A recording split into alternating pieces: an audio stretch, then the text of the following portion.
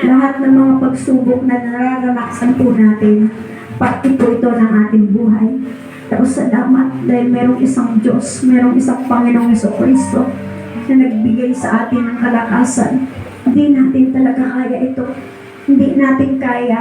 Ano man yung mga pagsubok na nararanasan natin ngayon hanggang sa mga susunod na panahon, it is finished. Tapos na. Ginampanan na ito ng ating Panginoon. Ano lamang ang dapat natin gawin? Kumapit tayo sa Kanya. Kasi siya yung nagtagumpay eh. Kumapit tayo sa ating Panginoon. At napakaganda kasi yung aking pong tatalakayin na aaralin natin ngayon ay magiging isang inspirasyon po natin ito na mahahamon po tayo kung anong dapat natin gawin sa mga pagsubok na darating sa buhay natin. Kung ano yung gagawin natin. So bago ko po basahin, tayo pong lahat ay pumakit. Dakilang Diyos na makapangyarihan sa lahat. Una po sa lahat, maraming salamat. Lord, dahil sa iyo. Dahil ikaw ang aming Panginoon ang tumawag mula sa kadiliman patungo sa kaliwanagan. Naririto kami, Panginoon. Hindi kami magsasawa na magtitipon-tipon upang palakasin ang bawat isa. Maranasan namin ang pag-ibig mo at marinig namin ang iyong mga salita. Dahil ang iyong mga salita, Panginoon, ito ang aming ilaw. Ito po, Panginoon, ang aming tanglaw. Ito ang aming buhay. At ito po, Panginoon, ay nagpapasigla sa aming spiritual na pamumuhay. At higit sa lahat, God, ito po, Panginoon, ang magtutuwid sa amin kung anong dapat namin gawin. Kaya, Ama, samahan niyo po kami ngayon sa aming pag-aaralan. Muli, ikaw ang magsalita. Ikaw ang makita at higit sa lahat, God, itago mo po ako sa iyong likuran, sa iyong banal na krus, Panginoon, upang ikaw lamang ang makita at magsalita sa aming kalagitnaan. Salamat, God, sa isang pribilehiyo, Panginoon, na maggamit mo po ako, Panginoon. Kaya, Ama, muli, sa iyo po namin ibinabalik ang pinakamataas sa papuri, ang pinakamataas sa pagsamba, sa makapangyarihang pangalan lamang ng aming Panginoong Yesus. Amen. So, samahan niyo po ako. Samahan niyo po ako sa John 1. Alam ko po na alam natin lahat ito. Alam niyo po lahat ito. Hello, ayan. Sorry po. Okay, sabi niya po sa Juan 1. Okay, sabi niya po, nung pasimula, naroon na ang tinatawag na salita. Ang salita ay kasama ng Diyos at ang salita ay Diyos. Sa simula pa ay kasama na siya ng Diyos. Nilikha ang lahat ng bagay sa pamamagitan niya at walang anumang nalikha na hindi sa pamamagitan niya. Ang salita ang pinagmumula ng buhay at ang buhay na ito ay ilaw. Dahil ito ang nagbibigay liwanag sa mga tao, ang ilaw na ito ay nagliliwanag sa kadiliman at hindi ito nadaig ng kadiliman. At sabi niya po sa 14, nagkatawang taong salita at namuhay na kasama natin. Marami pong mga tao ngayon, kapag po sinasabi natin na pwede po ba na mabahagian po namin kayo ng salita ng Diyos? Iilan lang po ang magsasabi na, o sige, maganda yan. Ano kagad sasabihin nila? Ay, kasi busy kami. Kasi marami kaming ginagawa. Ayun ang laging kinakatuwiran ng mga tao na hindi nila alam kung ano ang kahalagahan ng salita. Kung ano ang kapangyarihan ng sinasabing salita. Sabi niya po rito, nang pasimula, naroon na ang tinatawag na salita. Ang ibig pong sabihin, hindi pa daw po nililikha ang sanlibutan. Naroroon na ang salita. Sabi po sa Genesis, in the beginning, God created the heaven and the earth. Nilikha daw ng Diyos ang langit at lupa. Sa paano paraan? Sa pamamagitan ng kanyang salita. Ano sabi niya? Magkaroon ng liwanag. At nagkaroon nga ng liwanag. Di po ba? Nakita niyo po yung kapangyarihan ng salita. Sabi, nang pasimula, naroon na ang tinatawag na salita. Ang salita ay kasama na ng Diyos at ang salita ay Diyos. Nakita niyo po yung kapangyarihan ng salitang ito na inaayawan ng bawat tao. Nakikita ba natin kung gaano ito kakapangyarihan? ang salita daw ay Diyos. So kapag ang isang tao ay tinanggihan niya ang salita, ibig sabihin, tinatanggihan niya ang Diyos. Opo, kasi nga po, ang salita ay Diyos. Kapag ang isang tao ay walang panahon makinig ng salita, ayaw nila makinig sa sasabihin ng Panginoon sa kanila. Grabe ang kapangyarihan ng salitang ito. Ang kapangyarihan ng salita, ano sabi niya? Sa simula po'y kasama na siya ng Diyos, nilikha ang lahat ng bagay sa pamamagitan niya. Lahat daw ng bagay nilikha sa pamamagitan niya. Napaka-makapangyarihan ng kanyang salita. At ito ang nagbibigay buhay sa atin ngayon, ang kanyang salita. Ano po ang sabi ng Timothy? May sinasabi po si Timothy. Ano sabi niya sa Timothy 3:16? Lahat ng kasulatan ay isinulat sa pamamagitan ng kapangyarihan ng Diyos at mapapakinabangan sa pagtuturo ng katotohanan, pagsasaway, pagtutuwid at sa pagsasanay sa matuwid na pamumuhay para maging handa sa lahat ng mabubuting gawa ang naglilingkod sa Diyos. Ang salita daw na ito daw ay makapagpapatuwid sa ating buhay. Ito daw ang buhay. Ito daw ang magbibigay sa atin ng direksyon sa ating mga buhay.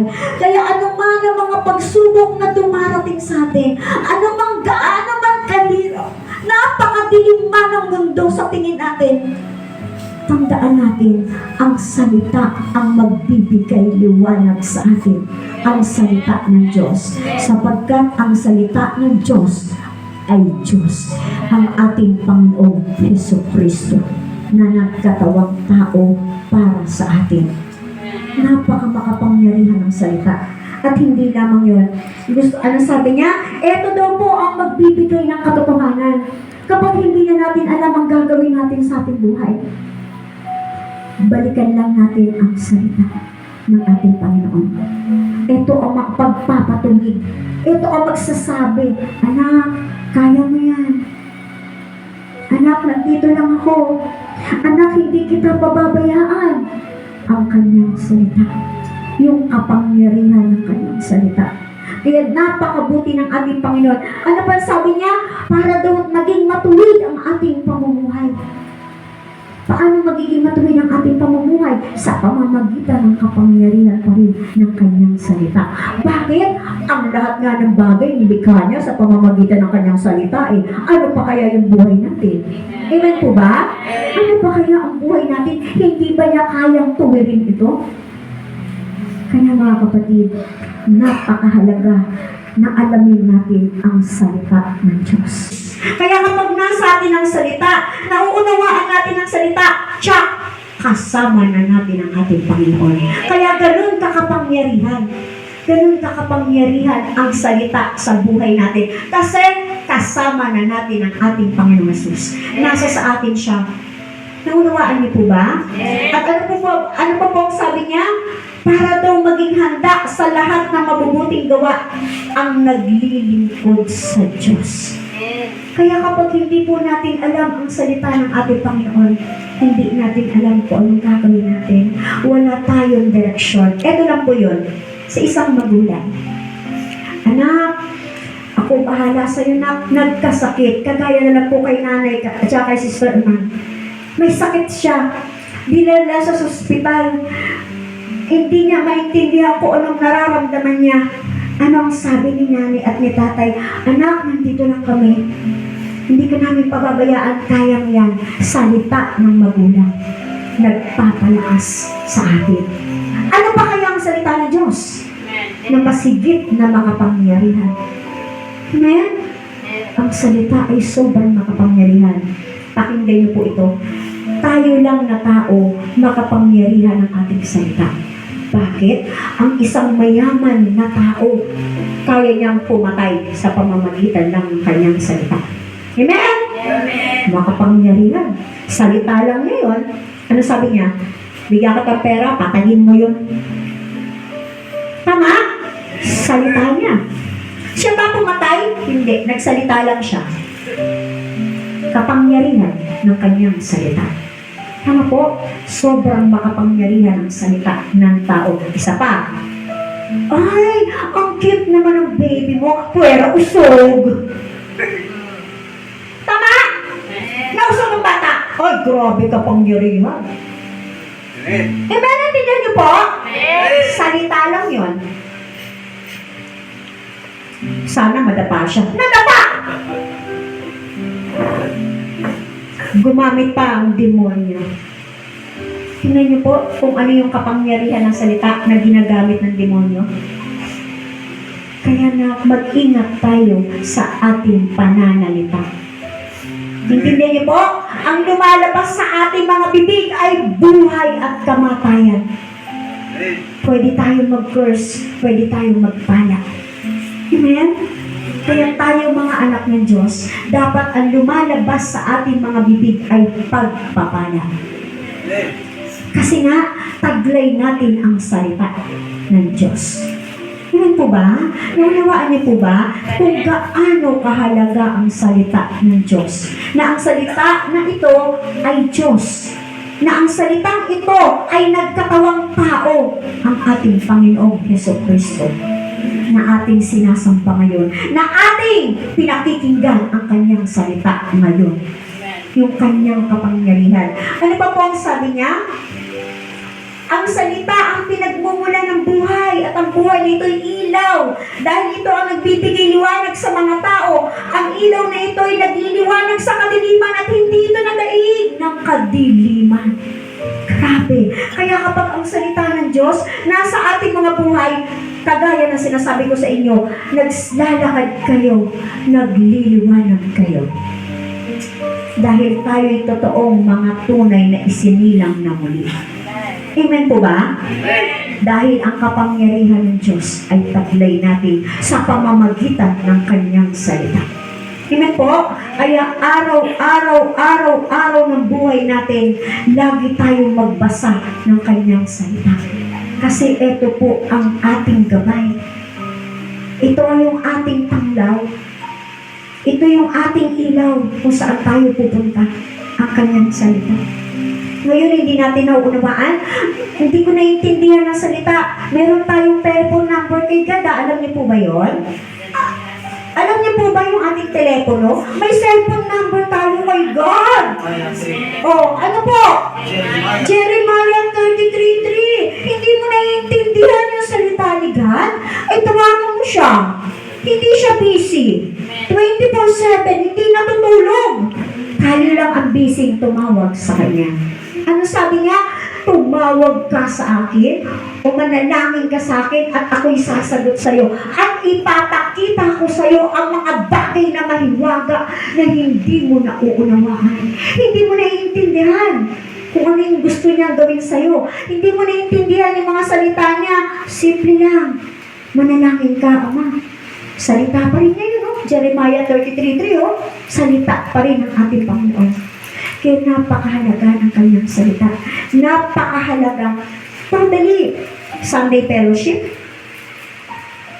Kumpleto ba kung wala tayong salita ng Diyos? Pinaka-importante, yung kanyang salita. Bakit?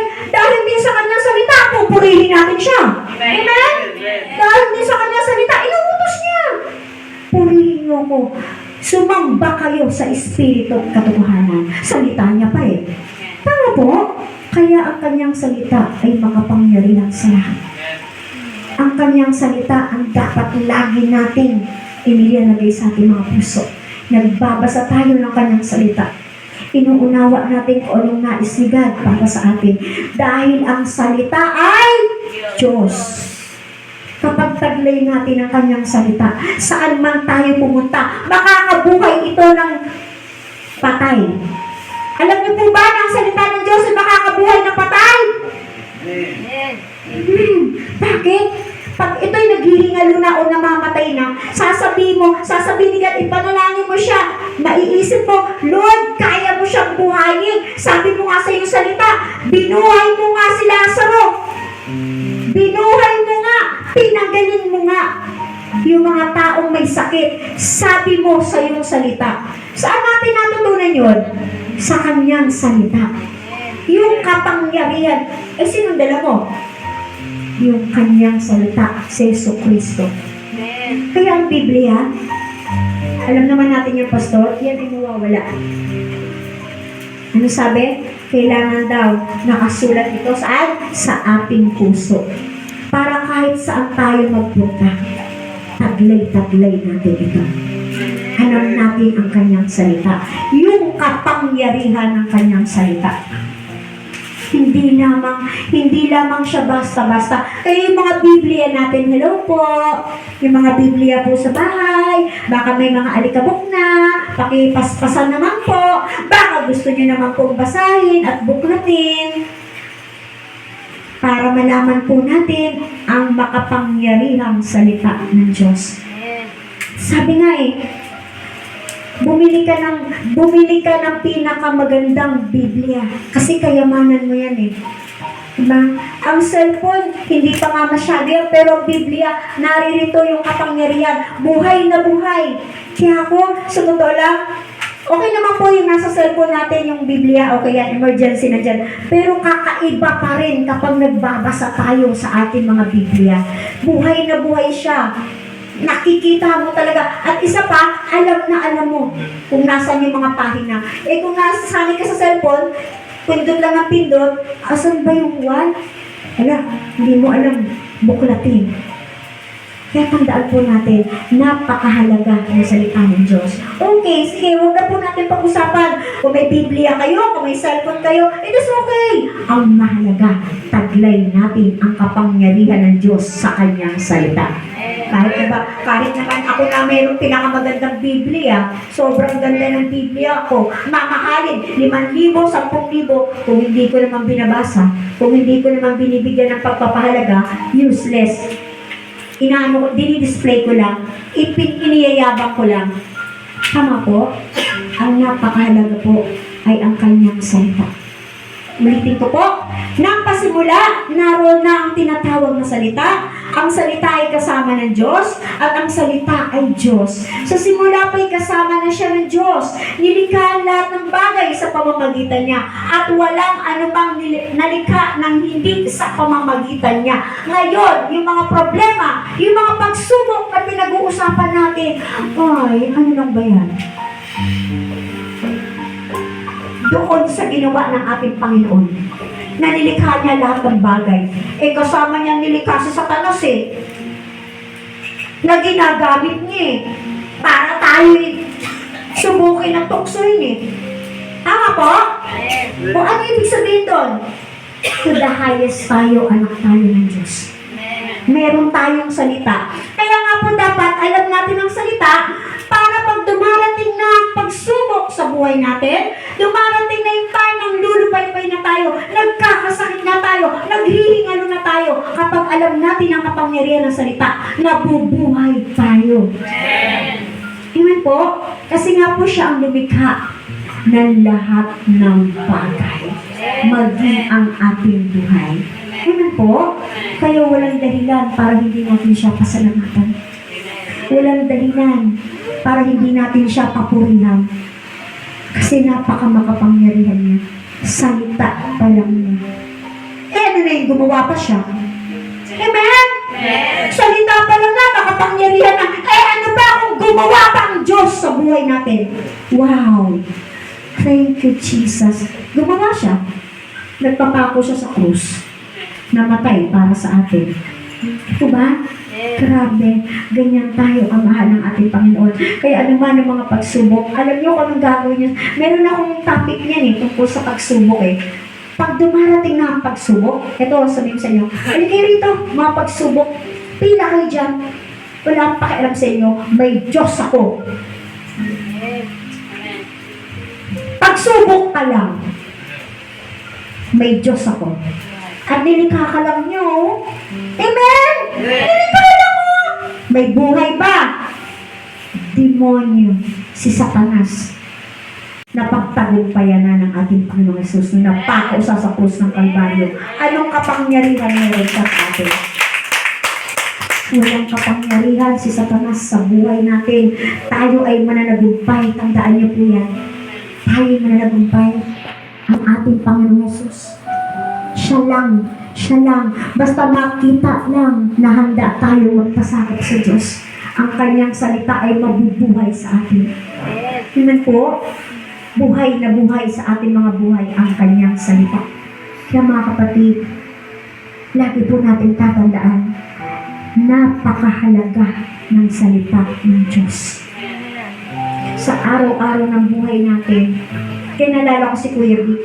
Sabi niya sa akin, pinapanalangin niya, na, sabi niya, pag nasa Manila ko, gusto ko talaga na makarating ka dito sa Aklan, na kasi gusto ko talagang matuto kung paano talaga intindihin ang salita ng Diyos. Sabi ko naman sa kanya, Kuya, kayang-kayang ibigay sa'yo ng Diyos yan. Amen? Hindi niya yung gusto niya, maintindihan natin yung kanyang salita eh. Amen po? Oh! Ano lang ang dapat natin gawin? Magpasakop sa kanyang salita. Ipahayag ang kanyang salita. Ipamuhay ang kanyang salita. At maging makapangyarihan ang salita ng Diyos sa ating mga buhay. Kaya tayo natatalo ng mga pagsubok. Kaya tayo nahihirapan kasi hindi natin ipinamumuhay. Hindi natin nauunawaan na ang salita ng Diyos ay dapat nasa sa atin. Pero kung naiintindihan natin, ulitin ko, sabi niya, ang salita ang pinagmumula ng buhay. At ang buhay na ito ay ilaw. Dahil ito ang nagbibigay liwanag sa mga tao, ang ilaw na ito ay nagliliwanag sa kadiliman at hindi ito nadaig ng kadiliman. So, hindi ro madaig ng kadiliman. Sino ba ang kadiliman? Sino po ang kadiliman? Ano sabi niya? Hindi daw kayang madaig. Oh. Clear. Dahil tayo ay nagliliwanag sa ating Panginoon. Totally takot ang demonyo sa atin eh. Amen po ba? Takot siya sa atin. Ang problema lang, takot din tayo sa kanya. Diba? Kapag nandiyan na ang pagsubok, pag nandiyan na ang problema, ina-absorb na natin siya. Nalilimutan na natin ang salita ng Diyos. Kung naiintindihan natin, lagi natin nilalagay sa isip natin, nilikha nga ng Diyos ang buong sanglibutan eh. Kayang-kaya ni God yan. Hindi natin kaya, pero kaya ng ating Panginoong Yesus. Sabihin kasi natin, aminin natin sa sarili kagad natin, Lord, hindi ko talaga ito kaya, God. Alam ko, kaya mo yan, Lord. Ganun agad. Para yung demonyo, ay, tumawag na. Layas na. Amen? Tigil-tigilan mo ako dyan, ha? May Diyos ako. Makita lang niya umaawit tayo, talo na siya. Makita lang niya nananalangin na tayo, talo na siya. Kaso, pag tayo nananalangin, para bago yung panalangin natin, parang ano pa siya, naroon pa yung takot, naroon pa yung hindi tayo matapang. Kaya nakikita ng kaaway. Diba? Takita natin sa demonyo, takita natin sa kanya, kaya natin to, dahil may Diyos tayo. Lord, kaya mo to, Lord! Demonyo ka lang. Wala kang karapatan sa akin. Wala kang kapangyarihan sa akin. Nilikha ka nga lang din ng Diyos eh. Pero mas mahalaga ako sa Diyos. Tinubos ako sa krus ng Kalbaryo. Ito ba? Ganyan kakapangyarihan ang salita ng ating Panginoon. Ganyan kakapangyarihan. Kaya kapag hindi tayo nakakabasa ng Biblia, hindi natin alam ang ating direksyon. Nahihirapan na tayo. Kasi bakit? Wala ng direksyon. Hindi na natin alam kung anong gagawin natin. Ulitin ko, nang pasimula, naroon na ang tinatawag na salita, ibig sabihin, noon pa man, naroon na ang salita. Yung kapangyarihan ng salita. And then, ang salita ay kasama ng Diyos. Imagine niyo ang salita ay kasama ng Diyos. Hindi lang kasama ng Diyos, nagkatawang tao pa siya. Bakit nagkatawang tao salita? Para iligtas tayo at bigyan tayo ng buhay na walang hanggan. Grabe! Yung salita, ginawa pa. Ganun kakapangyarihan ng ating Panginoon Yesus. Kaya lahat ng mga pagsubok, ngayon pa lang, talo ka na, ilagay natin yan sa ating puso. Ilagay natin sa ating kaisipan. Pagsubok ka lang, tandaan mo, may Diyos ako, magiging matagumpay ako. At pagkatapos, ano sabi ni Santiago? Pag napagtagumpayan daw natin ito, ano sabi niya? Ibibigay sa atin ang nakalaan na buhay na walang hanggan. Imagine niyo, sa bawat pagsubok na ating tinatahak, sa bawat pagsubok na ating nararanasan, pag napagtagumpayan, buhay na walang hanggan. Bakit? Bakit po gano'n? Kasi kapag hindi mo mapagtagumpayan at maano ka ng kaaway, sa kanya ka. Mawawalan ka ng buhay na walang hanggan. Amen? Amen. Kaya dapat lahat ng mga pagsubok, ano lang ang sekreto? Ang salita ng Diyos. Amen po? Nanawaan niyo po ba? Amen. Palakpakan po natin ang ating Panginoon. Napakasarap dahil meron tayong Panginoon na ibinigay ang kanyang salita. Anytime lang, sasabihin niya sa atin kung anong dapat natin gawin. Katulad lang din ng magulang. Anak, eto gagawin mo salita lang yan. Na, magpakabait ka, salita lang yan. Pero sumusunod tayo. Ganon din sa ating Panginoon. Sa bawat mga salita niya na nakalagay sa Biblia o sa kanyang salita, dito lang tayo lagi nakapattern. Yung buhay natin, dito lang dapat nakapattern. Huwag tayong lalabas para magkaroon tayo ng buhay na walang hanggan na inaasahan natin pagdating ng panahon. Kaya niya tayo tinuturuan ng kanyang salita para maging diretso tayo. Huwag na tayong lumiko. Huwag na tayo kung saan-saan pumunta. Ngayon, kaya may pagsubok kasi ito yung maghahatak sa atin para kumaliwa tayo. Para kumanan tayo. Kung madadala tayo doon, mawawala tayo sa direksyon. Kaya may nanlalamig, meron nawawala na ng gana, ayaw na nilang umate ng fellowship, minsan ayaw na rin nilang manalangin just because nawawala na sila sa direksyon. Nawawala na yung init at alab at pag-ibig natin sa kanyang salita. Sa kapangyarihan ng salita ng Diyos. Napakabuti ng ating Panginoon. Grabe. Salamat, salamat. Kaya tayo po lahat ito ngayon, bigyan nga po natin ng pinaka-the best na pasasalamat ngayon ng ating Panginoon. Bigyan niya natin siya ng pinaka-the best na awitin, na talagang mapapangiti natin siya ngayon, na talagang awit na mararanasan natin yung pag-ibig ng Diyos sa atin.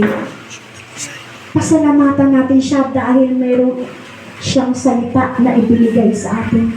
Sige po, awitan natin ang ating Panginoon. Tayo po lahat ay magpasalamat sa ating Panginoon. Pasalamatan natin ang ating Panginoon dahil ang kanyang salita ay makapangyarihan sa lahat. Kanya ang tunay na pasasalamat.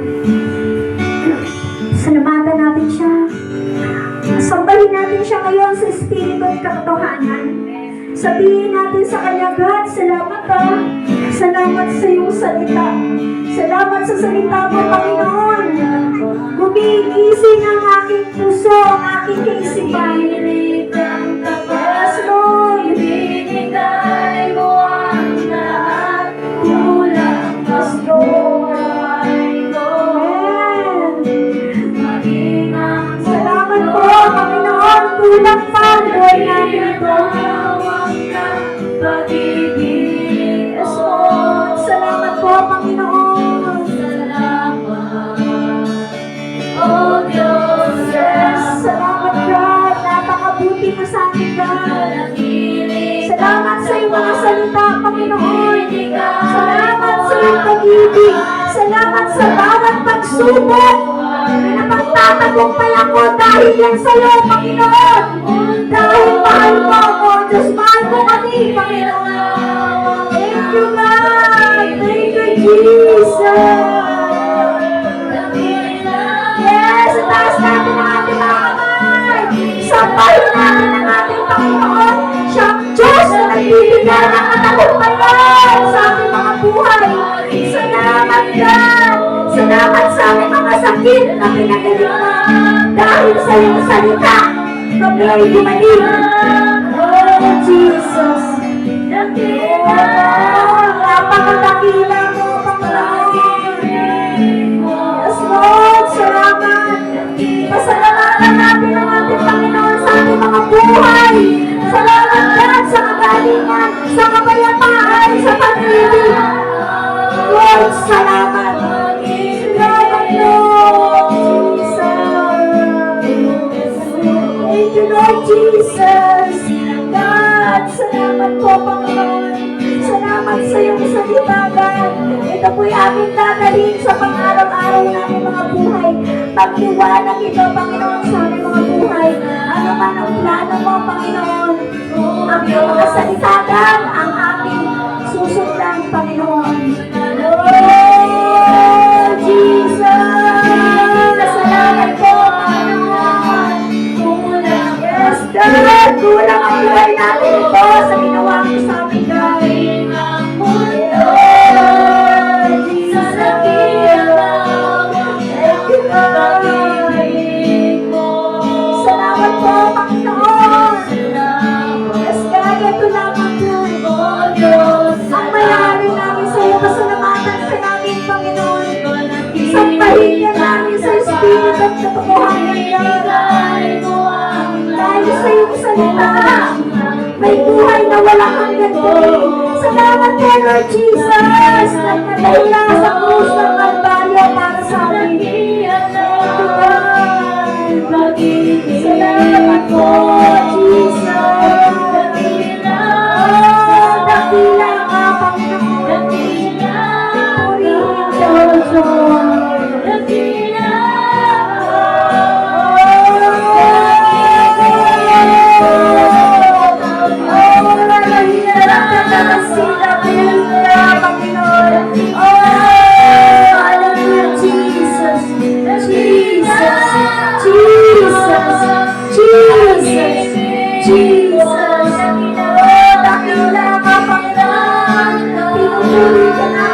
Lord.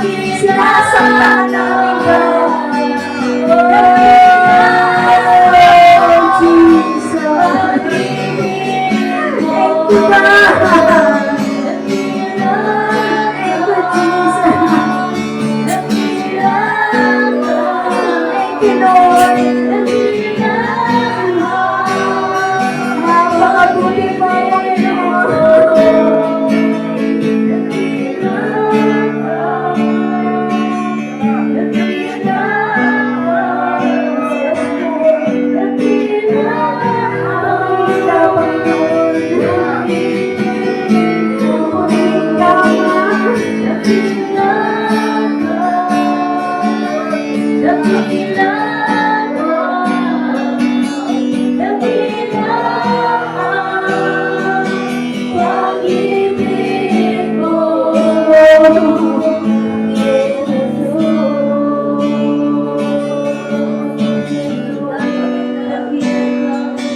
Panginoon, maraming salamat.